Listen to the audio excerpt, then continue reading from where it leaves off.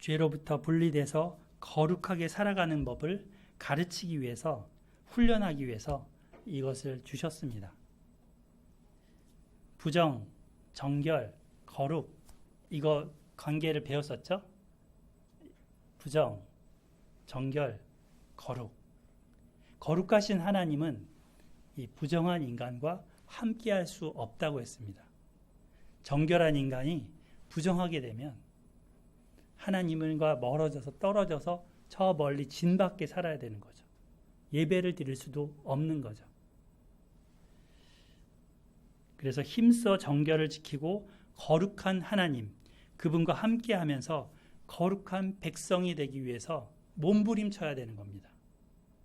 하나님이 출애굽기 19장 5절 6절에 거룩한 백성, 제사장 나라가 되도록 이 언약을 체결하셨잖아요. 그래서 이 언약을 따라 살 때 다른 이방 백성과 하나님 사이를 브릿지, 다리 역할을 할 수 있는 백성이 된다고 했습니다.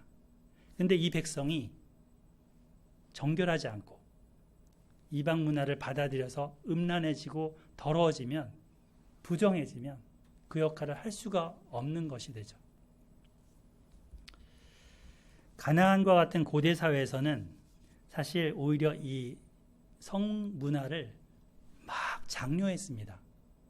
가나안에서는 성소에서 성창이라고 그래갖고 그들이 이렇게 오는 성도들이, 오는 사람들 있죠? 그들과 성관계를 맺었습니다. 여자 성창도 있었고 남자 성창도 있었습니다. 그래서 그들이 성관계를 하면 신들이 남자신 여자신이 있는데 서로 그것을 보면서 자극을 받아서 이렇게 자기들도 섹스를 하고 그에 따라서 비를 내려주고 여러 가지 농작물에 필요한 것들을 내려준다. 이런 신화를 가지고 있었습니다. 오늘날과 너무나 닮았죠. 근데 우리 자녀들은 하나님의 법대로 키우고 살아가야 합니다. 인류는 점차 종말을 향해서 이렇게 나아가고 있는데 정말 외국에 가면, 특히 태국이나 네팔이나 이런 데 가면 힌두교 사원들 있잖아요. 거기 가면은 이 조각상들이 서로 사람들이 이렇게 성행위하는 것들을 앙코르와트 같은데 해놨어요. 그런 게 가득해요. 정말 부끄러워서 숨겨야 할 그런 것을 조각하고 교육하는 그러한 가나안 문화의 잔재들이 가득합니다. 이것을 종교적인 것으로 여기는 거죠. 하나님은 그러나 더럽고 추잡한 우상 숭배를 혐오하시고 그리고 이것을 15장을 통해서 차단하려고 하십니다. 자, 13절부터 15절까지 이제 정결하게 됐을 때 7일 후에는 어떻게 하라고 하는지 나옵니다. 제가 읽어볼게요. 유출병이 있는 자는 그의 유출이 깨끗해지거든 그가 정결하게 되기 위하여 이레를 센 후에 옷을 빨고 흐르는 물에 그의 몸을 씻을 것이라. 그리하면 그가 정하리니 8째 날에는 8일째에는 산비둘기 2마리나 집비둘기 새끼 2마리를 자기를 위하여 가져다가 회막문 여호와 앞에서 가서 제사장에게 줄 것이요 제사장은 그 한 마리는 속죄제로 다른 한 마리는 번제로 드려 그의 유출병으로 말미암아 여호와 앞에서 속죄할지니라. 자, 여기 보세요. 5가지 번제를 할 때 그 속죄제의 다른 이름이 있었습니다. 기억나세요? 속죄제의 다른 이름, 정결제라고, 속건제는 배상제라고 했죠. 예. 그리고 소제는 곡식제 이렇게. 예. 그래서 이 속죄제를 드리라 했으면 꼭 죄랑 연관을 지킬 건 아니고 정결하기 위한, 정결함을 확인하기 위한 그런 제사라고 이해하시면 됩니다. 그래서 이 정결제를 비둘기로 드리라. 번제는 뭐였어요? 헌신을 의미했죠. 자신을 하나님께 온전히 바쳐드리는. 그래서 이제는 정결한 삶으로 나를 지키면서 살겠다는 그 사람의, 제사자의 다짐이 들어가 있습니다. 16절, 17절은 일상적인 삶에서의 설정에 의한 부정결 상태를 말하고 있는데요. 자, 그 16, 17절 설정한 자는 전신을 물로 씻을 것이며 저녁까지 부정하리라. 정수가 묻은 모든 옷과 가죽은 물에 빨 것이며 저녁까지 부정하리라. 지금 목욕해서 씻고 옷을 빨면 되죠. 당일에만 부정하기 때문에 여기까지 7절까지가 남자에 대한 그런 규례입니다. 여기 16, 17절은 어떤 내용이냐면 예를 들어 자다가 꿈결에 자면서 이렇게 정액이 나오는 거예요. 이걸 몽정이라고 하는데 이런 거랄지 생리적인 그런 부분 그런 것을 다루고 있습니다. 그러면 이제 몸을 다 전신을 목욕하고 있으라 이런 부분이죠. 그래서 자연스러운 그런 현상이긴 하지만 생명이 빠져나가는 그런 죽음 상태하고 유사하기 때문에 부정하다 이렇게 말씀하는 것입니다. 자, 18절을 제가 읽어볼게요. 남녀가 동침하여 설정하였거든 둘 다 물로 몸을 씻을 것이며 저녁까지 부정하리라. 여기 18절을 사이에 두고 앞에는 남자들, 뒤에는 이제 여자들에 대한 규례로 갈라집니다. 이 가운데 남녀가 서로 함께하는 부분이 나온 거죠. 아마도 이제 당연히 부부 사이일 거고요. 그렇지만 하나님이 허락한 부부 간의 그런 관계도 그날 저녁까지는 부정하다 하시면서 서로 몸을 씻으라 하십니다. 뭐 씻으라고 안 해도 씻겠죠. 자, 근데 이 경우에는 옷을 빨 필요는 없는 거예요. 그 부분은 나오진 않습니다. 19절부터 이제 정상적인 여성의 유출 규례에 대해서 언급합니다. 19절 여러분이 한번 읽어주실까요? 19절 시작. 어떤 여인이 유출을 하되 그의 몸에 그의 유출이 생기하니 이래 동안 불결하니 그를 만지는 자마다 저녁까지 부정할 것이요. 네. 하나님께서는 여성의 몸을 남성보다 더 정교하게 만드신 것 같아요. 왜? 왜 그럴까요? 아기를 잉태하고 생명을 낳는 존재이기 때문입니다. 그런데 이제 아기가 생길 만큼 몸이 자라겠죠. 태어나서 이제 자라겠죠. 청소년 정도가 되면 여자의 자궁에서 수정란이 착상되도록 자궁 내막이 이렇게 두꺼워지다가 수정란이 착상이 안 될 때 이게 분해되면서 몸 밖으로 나오는 현상, 이거를 이제 생리 또는 월경이라고 하죠. 달걸이라고도 하고 여러 가지 이름들이 있습니다. 임신 중이나 수유기, 아기를 이렇게 젖을 먹일 때를 빼고 놓고는 평균 28일간의 간격을 두면서 5에서 7일간 지속된다고 합니다. 그래서 이제 이래 동안 지금 불결하다 했잖아요. 그러니까 부정하니까 만지지 말라 한 것은 이 기간상 서로 맞는 거죠. 뿐만 아니라 우리 산모의 정결규례 우리 기억나세요? 12장에서 하나님의 배려라고 기억나시죠? 그 산모의 정결규례를 두심으로 아이와 산모를 보호하는 그런 하나님의 배려가 담겨 있다 했습니다. 근데 여기에도 이 여성을 보호하려는 하나님의 배려가 보여집니다. 이 기간 이 여자는 매우 육체적으로 정신적으로 힘든 시기를 보내죠. 그죠?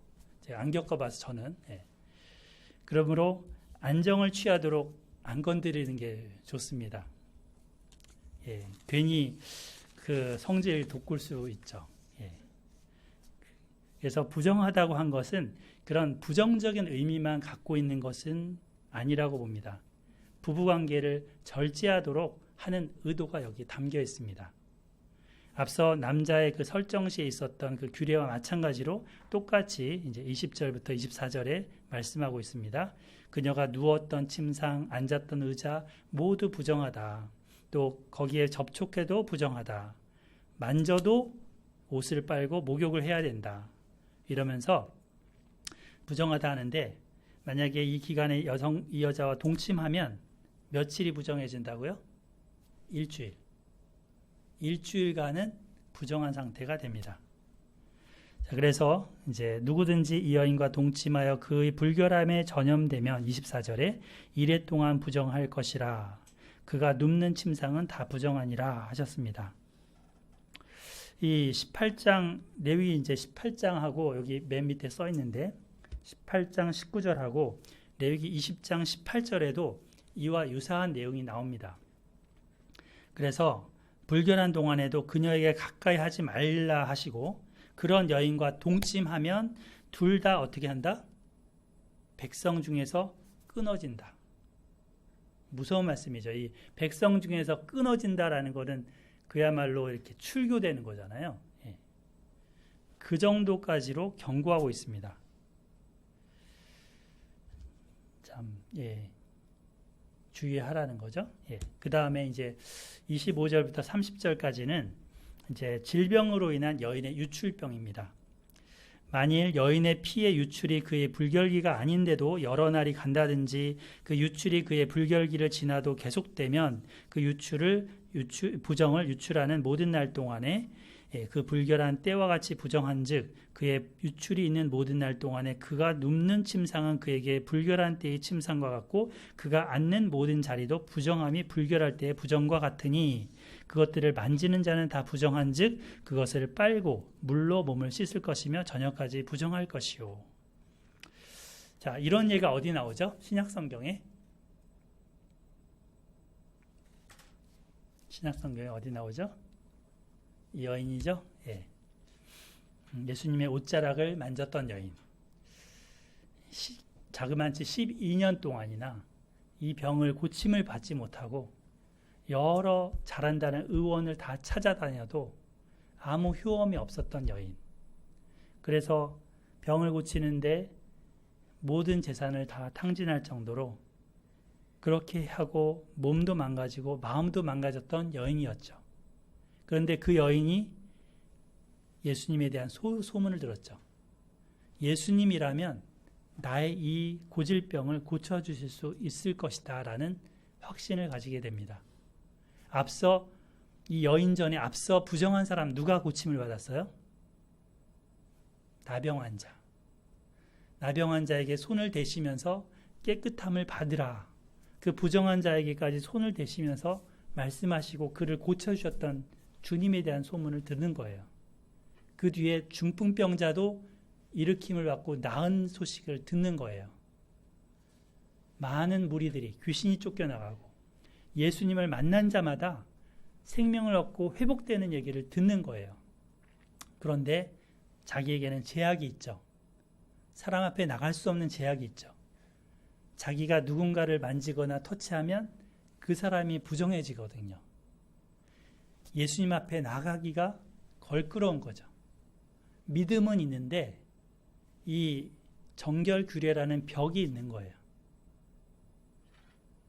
과연 예수님이 나를 만나 주실까? 그래서 그녀가 쓴 방법은 무리 사이에 비집고 숨어서 들어가서 아무도 모르게, 그리고는 예수님의 저 옷자락을 만집니다. 우리 한번 찾아볼까요? 마태복음도 나오고 마가복음도 나오고 누가복음 세 군데 다 나오는데 가장 상세하게 나온 부분이 마가복음입니다. 마가복음 5장 25절로 34절입니다. 신약성경 60쪽 5장 25절로 나오죠. 12회를 혈루증으로 알아온 한 여자가 있어 많은 의사에게 많은 괴로움을 받았고 하면서 앞서 말씀드린 그런 내용이 나옵니다. 자, 우리 28절 같이 읽어볼까요? 28절 시작. 이는 내가 그의 옷에만 손을 대어도 구원을 받으리라 생각함이러라. 손을 대어도 접촉하여도 구원을 받으리라. 그리고는 이에 만졌죠. 27절의 뒤에 나오죠. 그의 옷에 손을 대니 접촉했죠. 29절에 그의 혈루 근원이 곧 말랐다라고 합니다. 그래서 그녀의 몸으로 깨달은 거죠. 12년 동안 알아왔기 때문에 알죠. 즉각적으로 몸의 반응을 알죠. 근데 예수님도 이거를 느낀 거예요. 예수님도 뭔가 능력이 자기에게서 나간 줄을 스스로 아셨다. 그러니까 예수님의 능력이 지금 여인에게로 흘러 들어간 거죠. 그리고는 돌아보시면서 누가 내 옷에 손을 댔느냐. 베드로가 아니 무리들이 대는 거 못 보셨어요? 이렇게 반문합니다. 그러나 여인이 된 걸 아는 예수님은 그녀를 일부러라도 불러 나와서 간증하게 만듭니다. 왜 이렇게 하실까요? 정말 부끄러운 질병이잖아요. 또 자기의 행동이 율법에 의해서는 정당화될 수 없잖아요. 그러나 그녀를 나오게 하면서 그녀가 이렇게 나와서 간증하면서 나은 것을 고백하면서 사회에 환원시켜주는 것입니다. 이걸 안 하면 여전히 숨어 지낼 거려. 12년 동안 숨어 지냈어요. 나았다고 하더라도 그녀의 삶의 모든 것들이 거기에 맞춰져 있었습니다. 그러나 이제 무리 중에 나와서 자기를 알리고 나타내고 예수님이 하신 일을 알렸을 때, 간증했을 때 그는 정상적인 사회생활을 할 수 있게 된 거죠. 보통 그 다니엘 그 기도회 같은 데 보면 얼굴이 막 이렇게 이상하고 힘든 그런 분들도 나와서 간증을 하죠. 얼마나 많은 간증을 했을까요? 근데 그 첫 번째가 얼마나 힘들었을까? 나오기 전까지. 온갖 생각이 다 들지 않았을까요?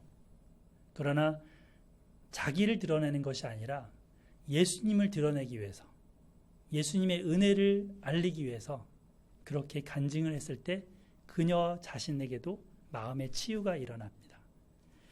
그래서 이제 예수님은 그녀에게 왜 이런 말씀하시죠? 따라 내 믿음이 너를 구원하였으니 평안히 가라. 네 병에서 놓여 건강할지어다. 여러분은 내 힘으로 도저히 못 고치는 그런 추악한 모습이 어떤 것들이 있습니까? 어떤 분은 무절제한 그런 게임이나 이런 중독도 있을 거고, 또는 나쁜 말의 습관도 있을 거고, 여러 가지 누구에게 알리기 힘든 그런 은밀한 그런 죄들도 있을 수 있습니다. 사실 내 입에서 나오는 그런 것도 마찬가지 사람들을 더럽게 할 수 있잖아요. 그런데 이 주님은 이런 우리를 깨끗게 하실 수 있습니다. 우리가 예수님에게 손을 대면, 접촉하면 그분의 능력이 그분에게서 우리에게로 와서 치유해 주십니다. 이런 사례가 출애굽기 30장에 있더라고요. 기억나시나요? 그 성경의 관유라고 하는 거, 기름. 그때 우리가 기름을 뭐 이렇게 책상에다 바를까요? 이제 이효승 집사님 막 얘기하고 그랬는데, 기름을 바른 것마다 거룩해졌죠. 기름 부으심 받은 예수님이 만져주실 때마다 각 곳곳에 딛는 곳마다, 발을 디디는 곳마다, 손을 대는 곳마다 거룩함에 전염됩니다. 그리고 우리 자신도 예수님 안에서 빛과 소금이 돼서 이제는 치유받고 나을 뿐 아니라 우리 자신이 거룩한 자로 살아가면 주변이 거룩해집니다. 산 위의 동네가 숨기우지 못할 것이요. 여기 등불을 이 책상 밑에 두지 아니하고 책상 위에 둔 것은 밝히려고 한 거죠. 여러분들이 이런 존재라는 거예요. 밝히고 환하게 하는 존재. 그래서 우리의 삶이 예수님을 인해서 새로워지고 타인들에게 좋은 선한 영향력을 끼칠 수가 있습니다. 그런데 이스라엘은 그렇지 못했습니다. 이스라엘은 바벨론에 끌려갈 때 어떤 모습이었냐면, 에스겔 통해서 하나님이 이런 말씀하셔요. 네 가운데 자기 아버지의 하체를 드러내는 자도 있었으며, 네 가운데 월경하는 부정한 여인과 관계하는 자도 있었으며. 아까 레위기에 뭐랬어요? 이 말씀에 비추어 보면 백성 중에서 끊쳐지리라 했죠. 근데 있었다는 거예요. 어떤 사람은 그 이웃의 아내와 가증한 일을 행하였으며 어떤 사람은 그 며느리를 더럽혀 음행하였으며 네 가운데 어떤 사람은 그 자매 곧 아버지의 딸과 관계하였으며 다 성적인 문란함들이죠. 뿐만 아니라 네 가운데 피를 흘리려고 뇌물을 받는 자도 있었으며 곧 살인하려고 이렇게 돈 받고 죽여주는 그런 자도 있었다는 거죠. 네가 변 돈과 이자를 받았으며 이익을 탐하여 이웃을 속여 빼앗았으며 나를 잊어버렸도다. 하나님을 잊어버리니까 이렇게 이기적이 되고 불결하게 되고 가증하게 됐습니다. 하나님의 말씀, 레위기 말씀을 듣지 않고 배우지 않고 따라서 행하지 않으니까 결국 이들은 본국에서 쫓겨나서 저 먼 땅까지 쫓겨나게 됩니다. 마치 진 밖에 버려지는 존재처럼 이 진 밖에 그 변소도 진 밖에 만들려고 해요. 그리고 진 밖에 그 앞서 나온 여러 나병 환자들 또 유출병 환자들이 쫓겨나갔죠. 그런 존재처럼 바벨론이라는 곳에 사슬에 묶인 채 쫓겨납니다. 믿음으로 주님께 나오시기 바랍니다. 옷에 손을 대고서 접촉하고자 했던 그 여인처럼 절박함을 가지고 예수님께 나아갑시다. 다윗이 이렇게 고백합니다. 주님, 나의 죄악을 말갛게 씻으시고 나의 죄를 깨끗하게 제해 주십시오. 우슬초로 나를 정결하게 해주십시오. 내가 정결하겠습니다. 나의 죄를 씻어 주십시오. 내가 눈보다 희겠습니다. 예, 대체로 이쯤 되면 이제 이맘때 되면은 우리가 크리스마스가 가까우니까 뭐를 많이 기대해요? 화이트 크리스마스, 그죠? 흰 눈이 펄펄 내리는 여기 나무에도 하얀 눈이 덮이듯 어제 덮인 것처럼 예, 크리스마스에도 그렇게 덮이기를 기대합니다, 보통. 근데 세상의 온갖 더러움을 하얗게 덮어버리고자 오신 분이 있습니다. 눈같이 우리를 덮어주시고자 오신 분, 그분이 예수 그리스도시죠. 마지막 부분입니다. 31절에 보면 너희는 이와 같이 이스라엘 자손이 그들의 부정에서 떠나게 하며 그들 가운데 있는 내 성막을 그들이 더럽히고 그들이 부정한 중에서 죽지 않도록 할지니라. 이 규례는 유출병이 있는 자와 설정함으로 부정하게 된 자와 불결기에 앓은 자와 유출병이 있는 남녀와 그리고 불결한 여인과 동침한 자에 대한 것이니라. 결론입니다. 여기 히브리서 13장 4절을 띄워놨는데 같이 한번 읽어볼까요? 13장 4절 시작. 모든 사람은 결혼을 귀히 여기고 침소를 더럽히지 않게 하라. 음행하는 자들과 간음하는 자들을 하나님이 심판하시리라. 이 결혼을 귀히 여기고 침소를 더럽히지 않게 하라. 성적인 일탈을 하면서 살아가면 하나님의 심판이 있습니다. 음행도 간음도 안 됩니다. 온갖 풍조를 조심해야 합니다. 결혼을 귀하게 여겨야 합니다. 예수님이 십자가를 지시고 어디를 가셨어요? 예수님이 십자가를 지고 여기 나오는데 맨 뒤에 여기가 성이죠. 성 바깥에 골고다라는 장소는 예루살렘 성 바깥의 지역이었어요. 그러니까 진 바깥인 거죠. 예수님이 십자가를 지고 죽으신 곳은 이 영문 밖, 진 바깥이었습니다. 유출병 환자들, 또 나병 환자들, 또 똥이랄지 재를 태우는 곳, 그런 곳이 진 바깥이었듯이 예수님이 거기로 가셔서 우리의 죄와 더러움을 다 짊어지고 태움받듯이 자신이 죽으셨습니다. 마치 오물통처럼 되신 거죠. 이 십자가에 달리실 때 저 나무가 이런 말을 했답니다. 나는 저 성전의 백향목이 되고 싶은데 저 성전, 하나님의 성전을 세우는 나무가 되고 싶은데, 근데 다른 친구들 나무는 가는데 자기는 계속 쓰임을 못 받는 거예요. 그러다가 저 십자가 나무가 됐답니다. 그 나무에 주님이 달리셨죠. 가장 거룩하신 분, 그분을 다는 나무가 됐습니다. 여기 말구유, 여물통, 여기에도 나무통이 있겠죠? 이 나무통도 구주 예수님을 태어났을 때, 이렇게 오셨을 때 거기 눕히는 그 나무통이 되었습니다.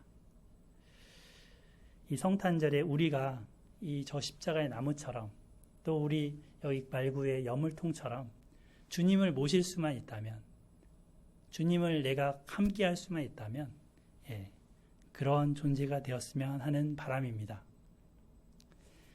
더욱더 희게 되는, 예수님으로 인해서 더욱더 순결하게 되는 그 은혜가 가득하기를 축복합니다. 아멘. 그래서 오늘은 예배 후에 저희가 특별한 순서를 가지려고 합니다. 잠깐 이제 기도하고 마치고 그 순서를 갖겠습니다. 기도하겠습니다. 하나님 아버지, 감사합니다. 정결 규례를 통해서 이 순결한 삶을 저희들이 살아갈 수 있도록 하나님 말씀해 주셔서 감사합니다. 하나님, 시대가 점차 이 여러 가지 음란 사회로 가고 있어서 우리의 눈을 어디 두어야 할지, 마음을 어디에 두어야 할지 모를 때가 많습니다. 특별히 자라나는 청소년들은 더욱더 이러한 것에 연약한 존재들입니다. 하나님 아버지, 말씀으로 무장시켜 주시고 성령으로 충만하게 하여 주셔서 이 시대를 이기고 빛과 소금의 역할을 하며 살게 도와 주시옵소서. 하나님께서 정말 우리 몸에 백혈구를 주셔서 여러 악한 병균이 들어왔을 때 싸우게 하시는 것처럼 하나님 아버지, 저희들도 무장시켜 주시고 하나님 아버지, 이겨서 승리하는 삶이 되게 하여 주시옵소서. 그리하여서 주님 오실 그날에 순결한 신부로 주님 맞을 수 있는 주의 백성들 되기를 기도드립니다. 하나님 아버지, 감사하고 예수님의 이름으로 기도하였습니다. 아멘.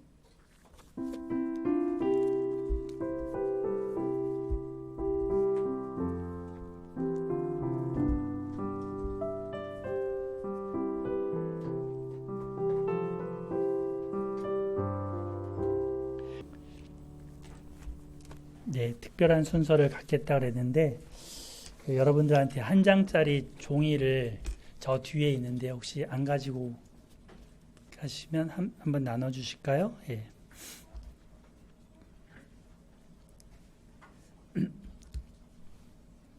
우리 학생들도 있고 자라는 청년들도 있고 또 물론 가정도 계시지만 순결 서약서를 함께 했으면 좋겠습니다.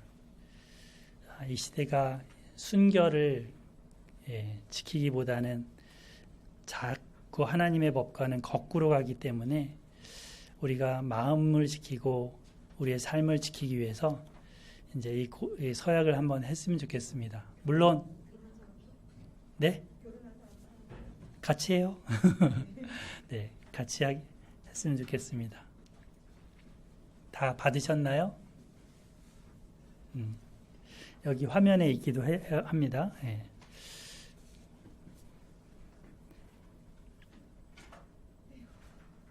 같이 이것을 하기를 원치 않는 분은 뭐 어쩔 수 없지만 같이 하셨으면 좋겠습니다. 그래서 나 자신의 서약이 되도록 제가 이렇게 강요하는 것이 되지 않고 그야말로 본인들의 자신들의 마음의 결단과 서약이 됐으면 좋겠습니다. 그래서 이거를 지키는 거는 서약대로 지키는 건 본인의 삶의 책임과 그런 거겠지만 근데 이렇게 서약을 하고 기도하면서 하나님이 또 지켜주실 거라고 믿습니다. 그리고 정말 여러분이 이렇게 순결하게 살 때 하나님이 빛과 소금으로 제사장처럼 사용하실 줄 믿습니다. 자, 서약서 이렇게 하면 오른손을 이렇게 딱 들고 같이 읽는 거예요. 1 하면은 같이 읽는 거예요. 2 하면 또 같이 읽고. 예. 순결 서약서 1. 나는 시작. 나는 내 몸과 영혼과 성을 하나님이 주신 선물로 믿고 이를 귀하게 여깁니다. 2. 나는 내 몸이 소중하고 거룩함을 믿기에 상대의 몸 또한 고귀하고 거룩하게 보호하고 지켜줘야 할 책임이 있습니다. 3. 나는 결혼하기 전에 오는 어떠한 성적 유혹도 예수님의 사랑으로 이겨냄으로써 기다림과 인내와 절제의 덕을 배울 것을 다짐합니다. 4. 나는 불법 비디오, 음란한 영화, 폭력 만화, 성인 잡지, 음담 패설 등 이 사회에 범람하고 있는 왜곡된 성문화와 거짓된 사랑을 거부한다. 5. 나는 결혼의 신성함을 믿고 결혼 외의 어떠한 성적 호기심과 분초의 유혹도 단호히 배격한다. 6. 나는 성격이 많은 혼전 성관계와 성적 유의를 위해 내 몸과 마음과 시간과 정신과 영혼을 더럽히는 행위가 죄악임을 알고 거룩한 생활로 나를 깨끗하게 보존할 것을 다짐한다. 7. 나는 모든 여성이 아기를 낳고 인류의 어머니가 될 고귀한 존재임을 믿고 모든 남성이 인류의 아버지가 될 사람이라는 것을 믿고 서로의 몸, 성, 시간, 인격, 생각, 마음, 가치, 결정을 존중한다. 8. 나는 실수로 인한 지난 과거의 성적인 죄와 성에 대해 잘못 인식하고 있는 나의 생각과 영혼의 죄를 철저히 회개하고 모든 죄를 용서해 주시는 예수 그리스도와 더불어 이후의 삶을 깨끗하고 거룩하게 지켜나갈 것을 결단한다. 9. 나는 이 순결 서약식이 육체적, 정신적, 영적으로 모든 분야에 깨끗하고 거룩하게 살 것을 다짐하는 것임을 믿고 이 순결 서약을 하나님과 사람들 앞에서 평생토록 지킬 것을 서약한다. 아멘. 네, 기도하겠습니다. 하나님 아버지, 오늘 이렇게 순결 서약서를 저희가 낭독하였습니다. 하나님, 이 시대 가운데 여러모로 결혼을 정말 소중히 여기고 또 하나님이 이루신 말씀을 따라 순결을 지키며 살아가기를 고백하고 또 의지하고 기도드립니다. 하나님 아버지, 우리 청소년들을 비롯하여서 자라는 세대들을 특별히 보호하여 주시옵소서. 주님, 여러 가지 악한 문화로부터 지켜주시옵소서.